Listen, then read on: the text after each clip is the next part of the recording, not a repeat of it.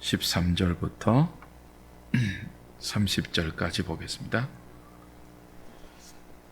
구약성경 295페이지입니다. 신명기 22장 13절부터 30절까지. 제가 한 절, 여러분이 한 절 교독을 합니다. 누구든지 아내를 맞이하여 그에게 들어간 후에 그를 미워하여 비방거리를 만들어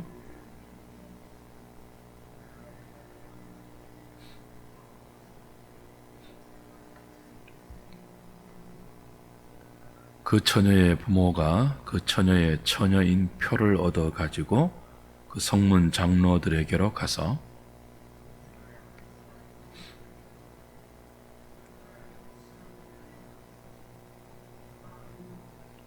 비방거리를 만들어 말하기를 내가 내 딸에게서 처녀임을 보지 못하였노라 하나 보라. 내 딸의 처녀의 표적이 이것이라 하고 그 부모가 그 자리옷을 그 성읍 장로들 앞에 펼 것이요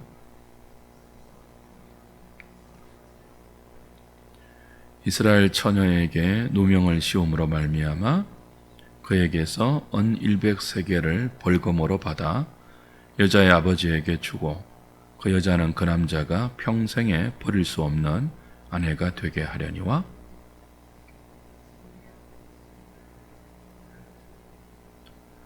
그 처녀를 그의 아버지 집문에서 끌어내고 그 성읍 사람들이 그를 돌로 쳐 죽일지니 이는 그가 그의 아버지 집에서 창기의 행동을 하여 이스라엘 중에서 악을 행하였음이라. 너는 이와 같이 하여 너희 가운데서 악을 제할지니라.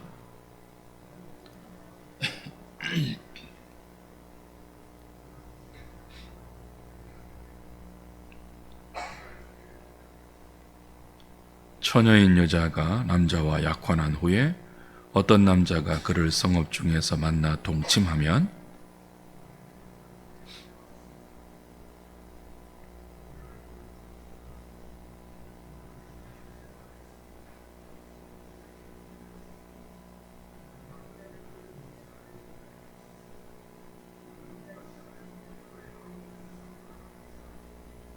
만일 남자가 어떤 약혼한 처녀를 들에서 만나서 강간하였으면 그 강간한 남자만 죽일 것이요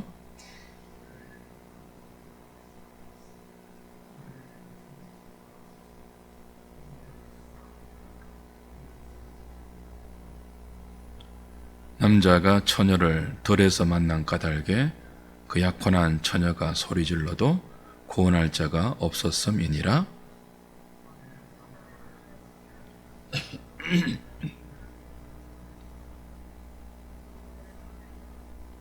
그 동침한 남자는 그 처녀의 아버지에게 은 50세겔을 주고 그 처녀를 아내로 삼을 것이라. 그가 그 처녀를 욕보였은즉 평생에 그를 버리지 못하리라. 사람이 그의 아버지의 아내를 취하여 아버지의 하체를 드러내지 말지니라. 아멘. 사람의 기본 도리, 성적 순결이라는 제목으로 본문의 말씀을 생각하겠습니다. 세 가지 사례를 들어서 주의 백성들에게 성적 순결이 얼마나 중요한지를 규정으로 가르쳐 주시는 내용입니다. 첫 번째 사례가 결혼한 직후에 남편이 아내를 누명을 덮어 씌워서 처녀가 아니라는 누명을 덮어 씌워서 버리려고 하는 케이스예요.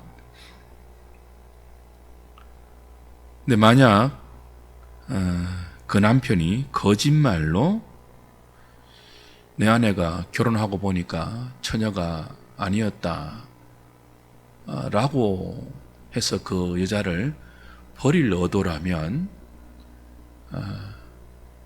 그 여자의 아버지는 자기 딸의 그 처녀됨을 밝혀서 그 남자로 하여금 거짓말로 이혼하고 다른 여자에게 갈 수 있는 길을 막아라 라고 하시죠. 그 남자가 거짓말로 아내가 처녀가 아니었다라고 위정하고 모함해서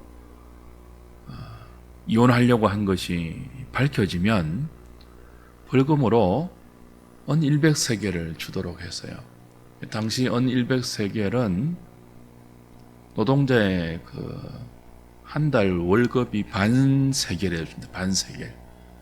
그러니까 100세겔은 200달분의 노동자 임금이에요. 약 16년에 해당하는 연봉이에요. 굉장히 큰 금액이죠. 몇 억 되죠. 연봉이 3천만이라면 5억이 넘는 돈을 벌금으로 내게 하고 그 여자를 다시는 버리지 못하도록 법으로 지금 규정해 주고 있습니다. 근데 만약 그 남자의 말이 거짓말이 아니고 진짜 그 여자가 처녀가 아니었다면 하나님은 이 여자가 아비의 집에서 창기의 행동을 했다고 하시면서 죽이라고 하셨죠. 두 번째 케이스는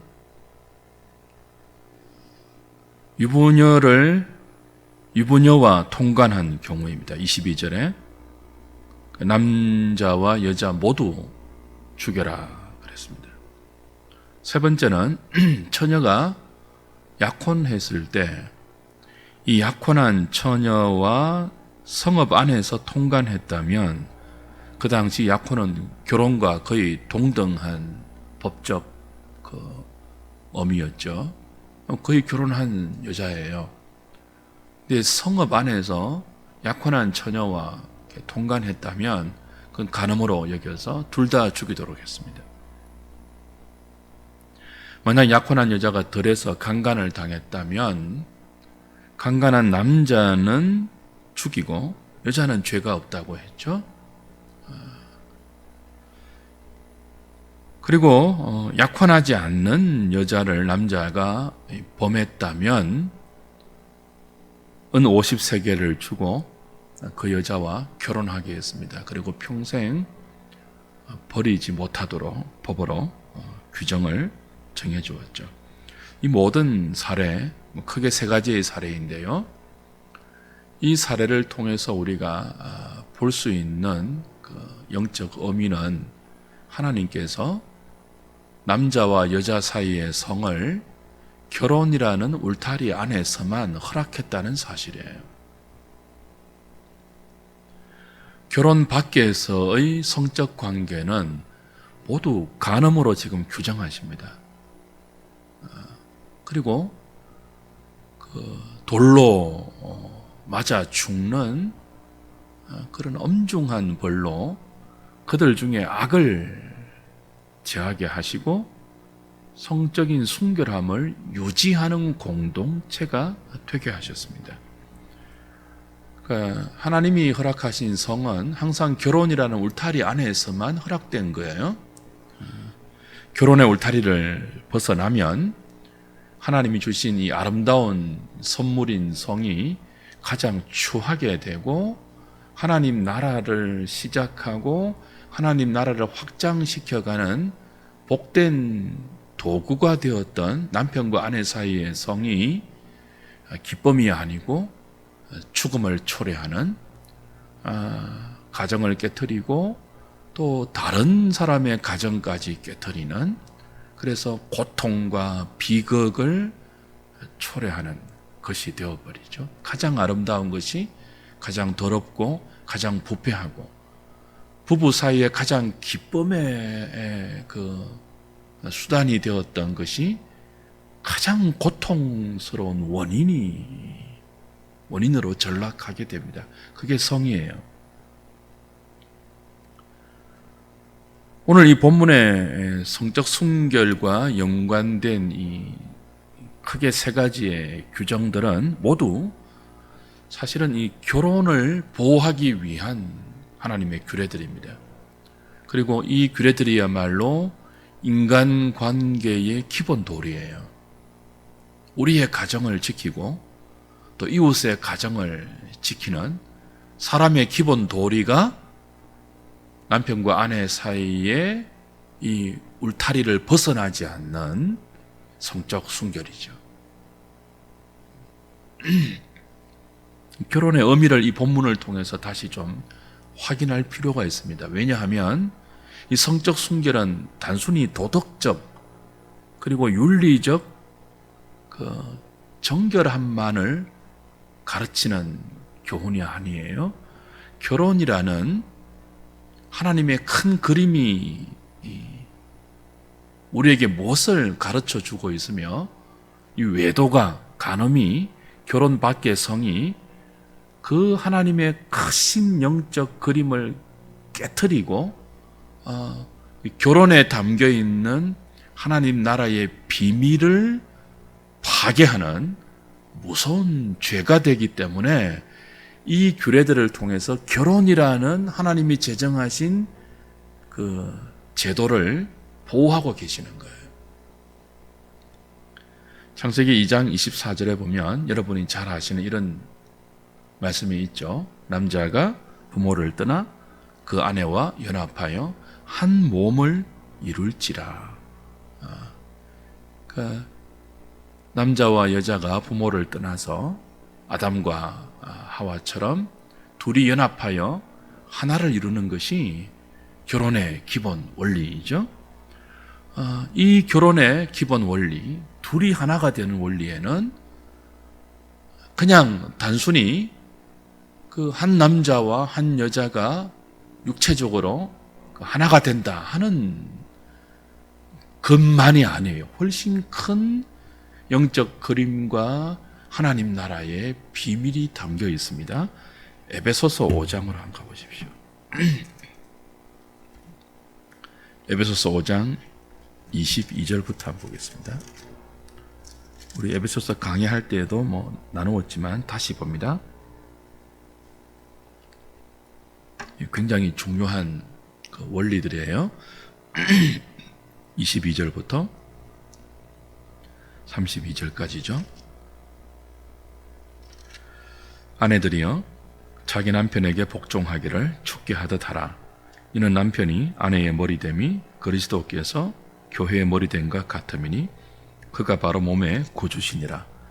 그러므로 교회가 그리스도에게 하듯 아내들도 범사에 자기 남편에게 복종할지니라. 남편들아 아내 사랑하기를 그리스도께서 교회를 사랑하시고 그 교회를 위하여 자신을 주심같이 하라. 이는 곧 물로 씻어 말씀으로 깨끗하게 하사 거룩하게 하시고 자기 앞에 영광스러운 교회로 세우사 티나 주름 잡힌 것이나 이런 것들이 없이 거룩하고 험이 없게 하려 하심이라. 이와 같이 남편들도 자기 아내 사랑하기를 자기 자신과 같이 할지니 자기 아내를 사랑하는 자는 자기를 사랑하는 것이라. 누구든지 언제나 자기 육체를 미워하지 않고 오직 양육하여 보호하기를 그리스도께서 교회에게 함과 같이 하나니 우리는 그 몸의 지체임이라. 그러므로 사람이 부모를 떠나 창세기 2장 24절을 인용하죠. 그러므로 사람이 부모를 떠나 그의 아내와 합하여 그 둘이 한 육체가 될지니 32절에 뭐라고 하죠?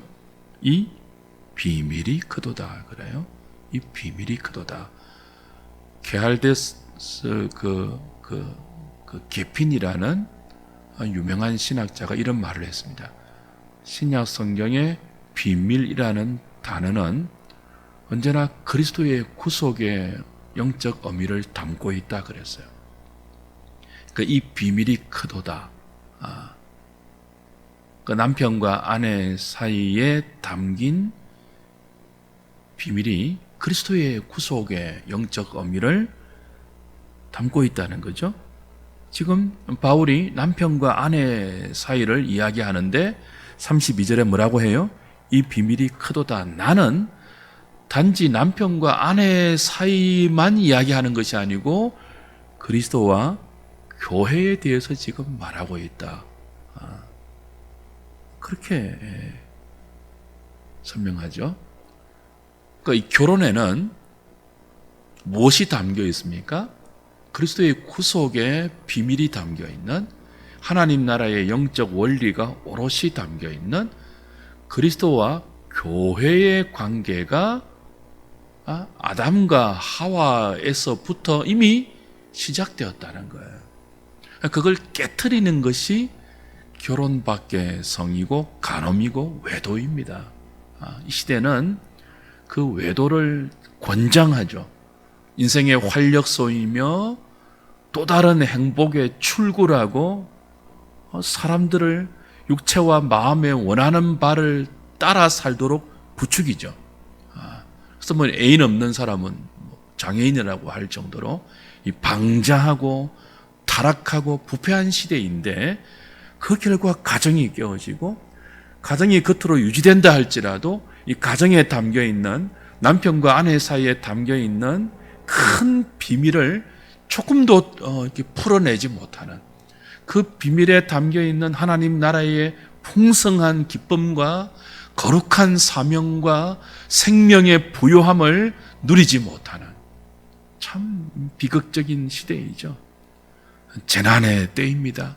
코로나19만 그런 것이 아니고 이 우리의 가정에 이미 나타나고 있는 이 외도에 충만한 현상들, 교회도 예외가 아닌 이것이야말로 큰 환난입니다. 큰 기근이고 재난이고 전염병입니다. 그래서 오늘 우리가 읽은 이 신명기 22장과 같은 본문을 다시 좀 반추할 필요가 있죠. 이 비밀이 크도다, 나는 그리스도와 교회에 대하여 말한다. 그 앞에 창세기 2장 24절을 인용했지 않습니까? 사람이 부모를 떠나 그의 아내와 합하여, 그죠? 남편과 아내가 합하여 둘이 한 몸이 되는, 이걸 말하기 전에 30절에는 이런 말이 나와요. 우리는 그 몸의 지체임이라.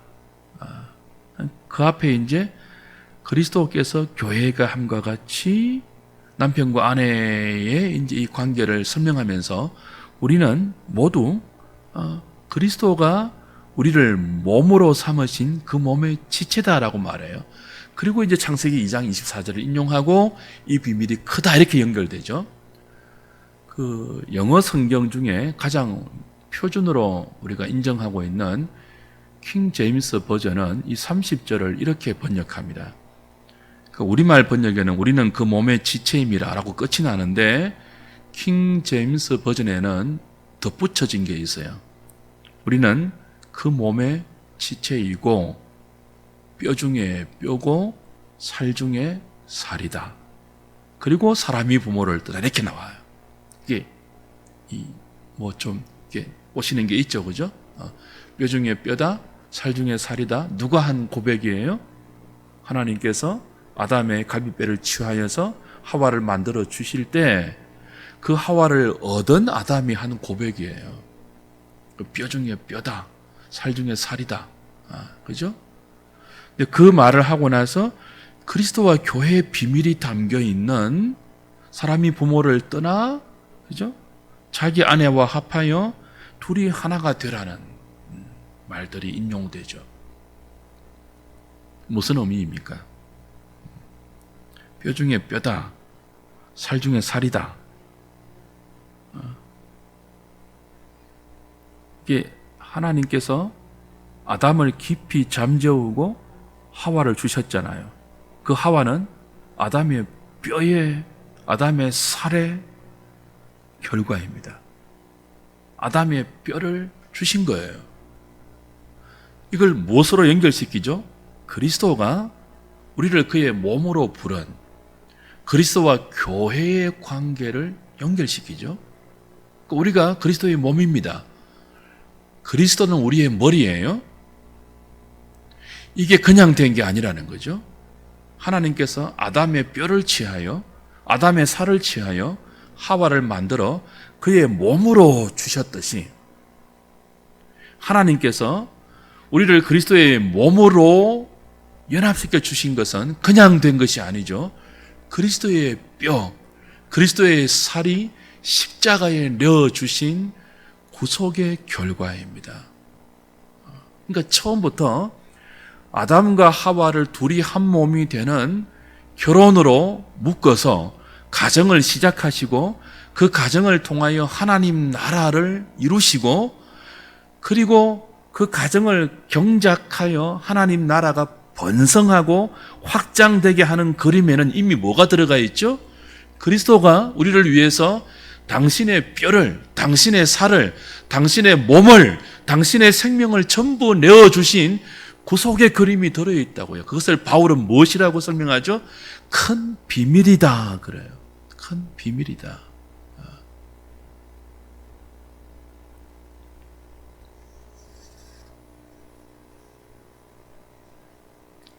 남편과 아내가 결혼을 통해서 둘이 하나 되는 것은요, 무엇을 담고 있습니까? 그리스도가 우리의 머리가 되고 남편이 아내의 머리인 것처럼 우리를 그 머리의 몸으로 하나 되게 하는 비밀을 담고 있어요. 결혼이 그토록 중요합니다. 뗄 수 없는 긴밀한 관계, 뼈 중에 뼈죠. 살 중에 살이죠. 그러므로 성도의 일상에서 아무리 기도하고 헌신하고 봉사하고 무슨 큰 일을 한다 할지라도 성도의 일상에서 남편과 아내 사이에 금이 가면 다 꽝이에요. 다 꽝이에요. 선교지에서 몇 영혼을 전도하든지 예배당을 얼마나 큰 것을 많이 짓든지 상관없어요. 그리스도와 교회의 비밀이 담겨 있는 남편과 아내 사이에 어떤 이유에서든지 금이 가고 그 금이 외도로 인한 것이면 더 치명적이겠죠? 하나됨이 깨어지고 갈라지면 그 영혼에는 이미 그리스도와 하나 되어 있는 그 영적 하나됨이 깨어진 증거이죠. 성도의 외도를 결혼 밖에 하나님 백성들의 이 성적 관계를 신명기 22장에서 크게 세 가지의 경우로 죽이라, 벌금, 은 100세겔, 혹은 처녀를 범했으면 은 50세겔, 엄청난 벌금을 부과해서 결혼이라는 이 거룩한 제도를 지키고 있는 이유가 여기에 있습니다.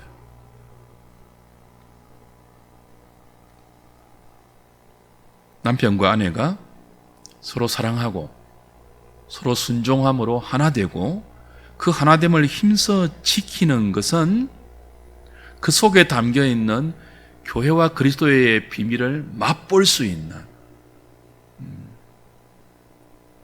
그리스도가 교회를 위해서 자신을 주신 것이 무엇인지를 남편을 통해서 맛볼 수 있는, 교회가 그리스도에게 순종하는 것이 무엇인지를 아내를 통해서 맛볼 수 있는 복된 선물이죠.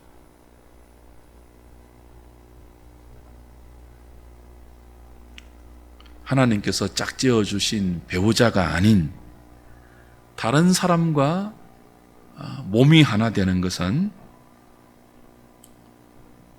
하나님께서 그리스도와 우리를 그의 구속을 통하여 성령으로 하나 되게 하신 것을 깨트려 버리는 영적 간음과도 긴밀하게 이어집니다. 육체적인 간음은 육체적인 간음으로 끝나지 않아요. 영적 간음으로 이어진다고요. 하나님의 비밀을 깨뜨리는 무서운 범죄라고 가르치죠. 고린도전서 6장 한번 가보십시오.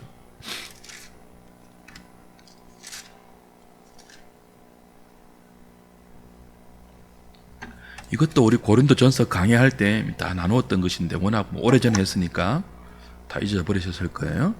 6장 13절부터 보십시오.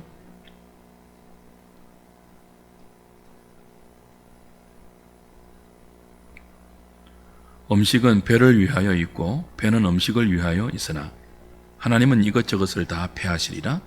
몸은 음란을 위하여 있지 않고 오직 주를 위하여 있으며 주는 몸을 위하여 계시느니라. 하나님이 주를 다시 살리셨고 또한 그의 권능으로 우리를 다시 살리시리라. 너희 몸이 그리스도의 지체인 줄을 알지 못하느냐? 내가 그리스도의 지체를 가지고 창녀의 지체를 만들겠느냐? 결코 그럴 수 없느니라. 창녀와 합하는 자는 그와 한 몸인 줄을 알지 못하느냐? 일러스되 둘이 한 육체가 된다 하셨나니 주와 합하는 자는 한 영이니라. 18절 음행을 피하라. 사람이 범하는 죄마다 몸 밖에 있거니와 음행하는 자는 자기 몸에 죄를 범하느니라. 너희 몸은 너희가 하나님께로부터 받은 바 너희 가운데 계신 성령의 전인 줄을 알지 못하느냐? 너희는 너희 자신의 것이 아니니라. 자, 부부가 둘이 하나 되는 이 연합에는 우리가 주와 합하여 한 영이 되는 영적 비밀이 담겨 있다고 말씀을 드렸죠. 우리가 주와 합했잖아요. 성령으로 신비하게 연합되어 있잖아요. 성도는 그런 존재잖아요. 그래서 우리 몸이 뭐라고요? 우리 것이 아니래요. 성령의 전이래요. 성도의 몸은 성령이 거하시는 성령의 전이고 동시에 그 성령으로 주님과 하나 되어 있는, 한영 되어 있는, 그러니까 주님과 머리와 몸으로 묶여 있는, 마치 뭐처럼요? 아내와 남편이 하나인 것처럼 성도는 주님과 한 영, 하나에 연합되어 있는 존재란 말이죠. 그걸 깨트리는 것이 음행입니다. 그 음행은, 성도의 음행은 예수님과 성령으로 하나 되어 있는 자기의 몸에 죄를 범하는 거예요. 바울이 뭐라고 합니까? 모든 죄는 몸 밖에 있지만 음행은 몸 안에 있느니라. 이 몸이 뭐라고요? 주와 하나 된 네 몸을 어떻게 창기와 하나 되게 하느냐? 고린도 교회에 많은 사람들이 뭐라고 했다고요? 우린 자유인이다. 모든 것이 가하다.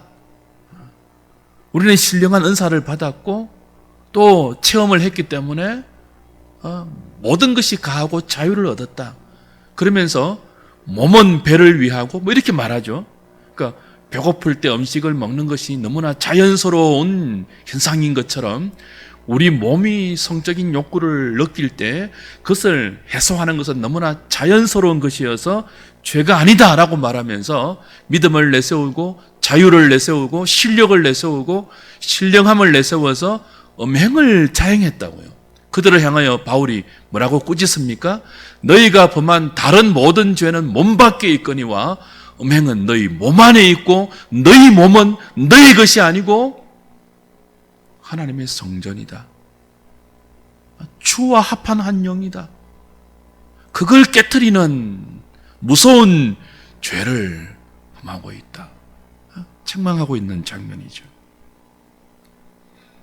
그러니까 오늘 우리 신명기 22장에서 결혼이라는 울타리를 벗어난 성적 관계를 이렇게 무섭게 하나님께서 책망하시면서 그걸 방지할 수 있는 규정을 주신 이유가 여기에 있습니다. 무서운 범죄라는 거죠.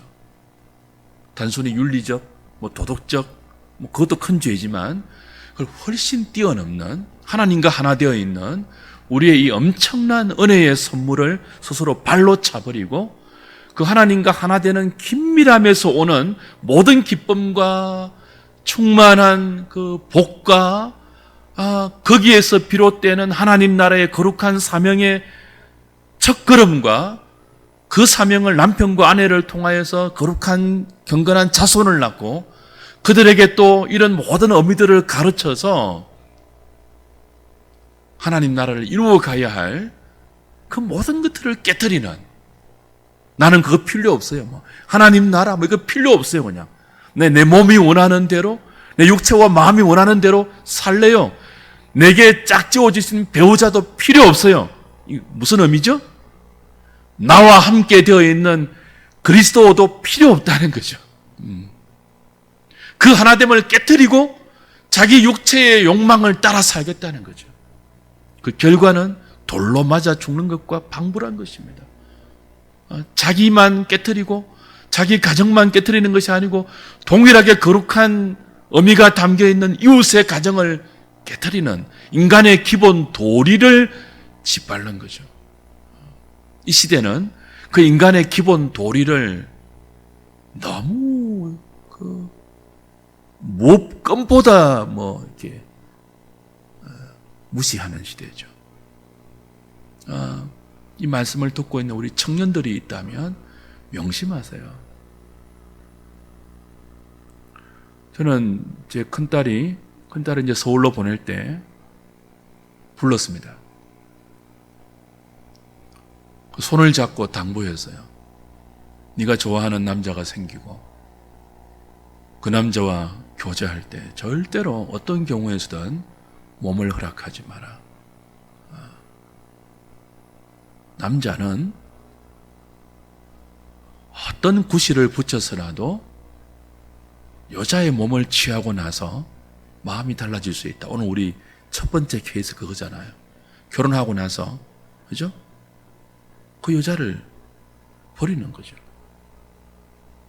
여자의 몸은 하나님께서 담아주신 많은 신비한 비밀들이 있는데,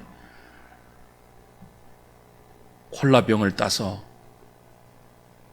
오래 두면 김이 다 빠져나가고 아무 맛도 없는 것처럼 네 몸에 하나님이 담아주신 그 신비로운 신비함을 남자에게, 결혼하지 않는 남자에게 다 허락해서 스스로 아무 신비도 없는 비참한 여자가 되어서는 안 된다고 신신당부를 했죠.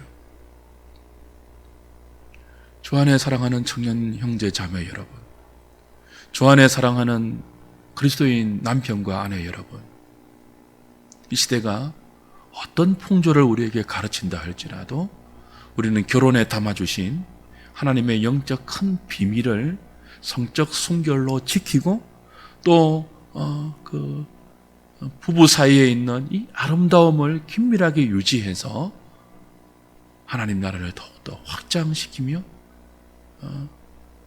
허락해 주신 그 안에 있는 기쁨과 영광과 부요함을 맛보시고 누려야 합니다.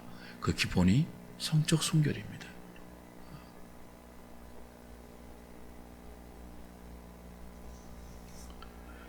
야고보서 4장 4절에서 야고보는 이렇게 말했죠. 세상과 짝하는 성도들을 간음하는 여자로 비유했습니다. 그리고 하나님과 원수되는 길이라고 이야기합니다. 그러니까 세상과 짝하는 것, 그것이 간음과 연결되어 있습니다. 육체의 간음은 하나님과 짝하는 것이 아니고 하나님과 하나 되어 있는 성도가 세상과 짝하여 세상과 하나 되는 길을 택함으로 하나님을 원수로 만드는 걸음이에요. 그러니까 배우자가 있는데도 불구하고 그 배우자가 아닌 사람과 관계를 맺잖아요. 그럼 배우자와도 원수를 맺는 것이지만 하나님을 원수로 만드는 거예요. 이 엄중함이 지금 사라지고 있습니다. 교회 안에서도.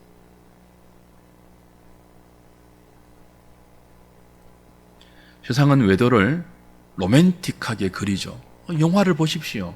드라마를 보십시오.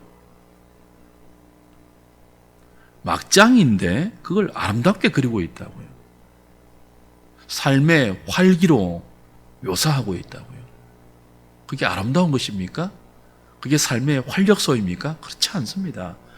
모든 참된 기쁨을 빼앗아가는 원천입니다. 모든 고통의 시작입니다. 생명이 아닌 사망을 초래하는 첫걸음이기도 해요. 우리의 신랑이신 그리스도가 자신을 십자가에 내어주어서 우리를 당신의 아내로, 당신의 몸으로 살 중에 살, 뼈 중에 뼈라고 우리를 맞이해 주셨습니다. 믿음으로 그리스도와 하나 된 성도들은 그 큰 비밀이 담겨있는 우리의 부부 사이의 정절을 아름답게 지켜야 합니다. 형제나, 외도한 분이 계십니까? 지금 외도하고 있는 분이 계시는지요? 회개해야 되죠. 요한복음 8장에 보면 가늠한 여인이 서기관과 바리새인들에게 잡혀서 예수님 앞에 끌려옵니다. 그들이 예수님께 묻습니다.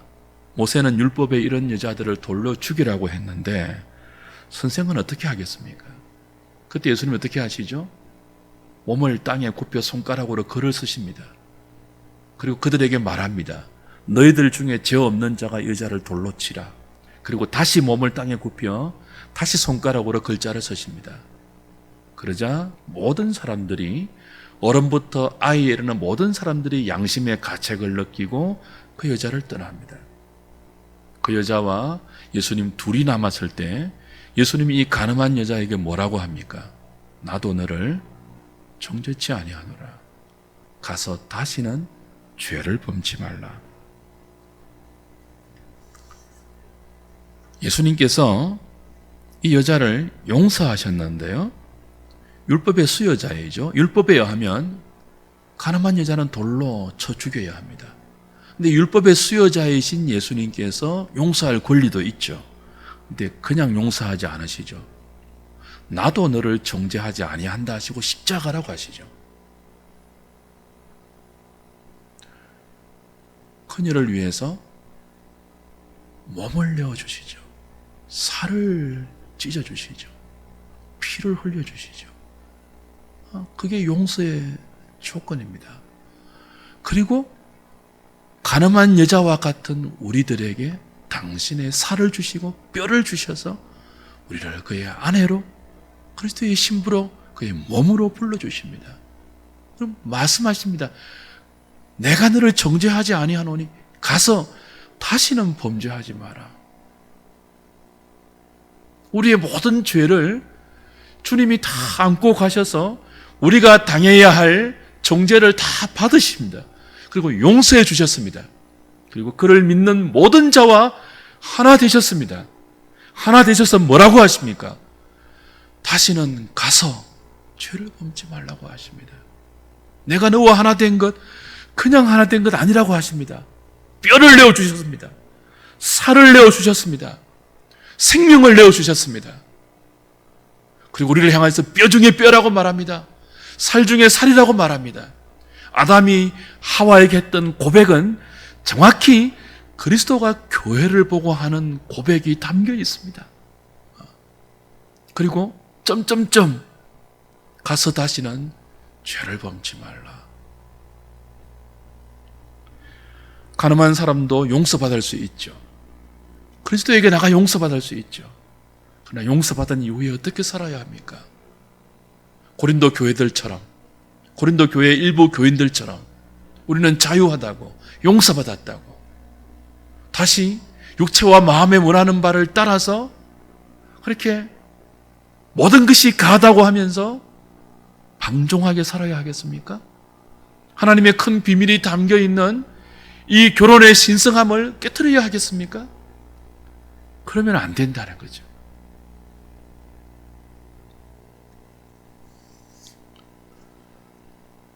하나님께서 짝지어 주신 배우자를 사랑하는 자리로 나가셔야 합니다. 가늠했던 자들도 용서받을 수 있지만 그 용서받는 이후에는 더욱더 배우자를 귀히 여기고 자기 몸과 마음을 다 주어서 그 배우자를 사랑하는 일에 진력을 기울여야 합니다. 외도하지 않는 부부라 할지라도 어떤 이유에서든지 마음이 금이 가 있거나 갈라져 있거나 갈등이 있거나 둘 사이에 하나님이 계획하고 있는 이 아름다운 이 하나됨이 주는 큰 기쁨을 맛보지 못하는 부부가 있습니까? 그걸 맛볼 수 있도록 더욱더 사랑하셔야 됩니다. 남편의 역할이 훨씬 더 커요.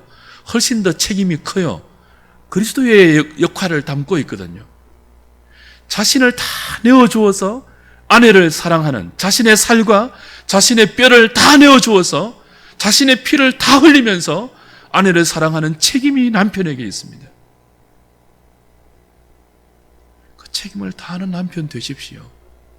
그래야 아내가 그 남편을 보고 그리스도가 나를 어떻게 사랑하는지를 어렴풋이 보게 되죠. 그 역할을 감당해야 됩니다. 아내는 남편에게 순종할 수 있도록 최선을 다하십시오. 우리가 기도하고 하나님을 예배하고 교회를 통해서 진리의 양육을 받는 이유가 어디 있습니까? 그 모든 것을 하면서도 부부 사이의 이 신성한 아름다움을 지키지 못한다면 우린 지금 헛다리 짚고 있는 것입니다. 그 믿음의 삶을 부부 안에서 시작하십시오. 그리고 여러분의 자녀들이 그걸 보게 하십시오. 어떻게 우리 아빠가 엄마를 사랑하는지, 어떻게 우리 엄마가 아빠를 존중하고 사랑하는지를 자녀들이 보고 배우게 하십시오. 그리고 우리 아빠처럼 살 거야, 우리 엄마처럼 살 거야를 다짐하게 하십시오. 그게 여러분의 가장 큰 믿음의 사명일 수 있습니다. 그거 외면하고 다른 거 하지 마십시오. 그래서 돕는 배필이 되어 결혼 안에 하나님이 허락해 주시려고 계획하고 있는 넘치는 기쁨, 감사, 누구도 빼앗을 수 없는 행복, 그걸 요셉이 그 가지를 담을 넘어 뻗친 것처럼 여러분의 가정을 넘어서 여러분의 남편과 아내 사이에 있는 그 행복과 기쁨과 웃음이 퍼져가게 하십시오. 우리의 사명이고 그게 하나님 나라가 이 세상 가운데 이루어지는 것입니다. 오늘 그 은혜를 위해서 기도하는 저와 여러분 되기를 바랍니다. 찬송하고 기도하겠습니다.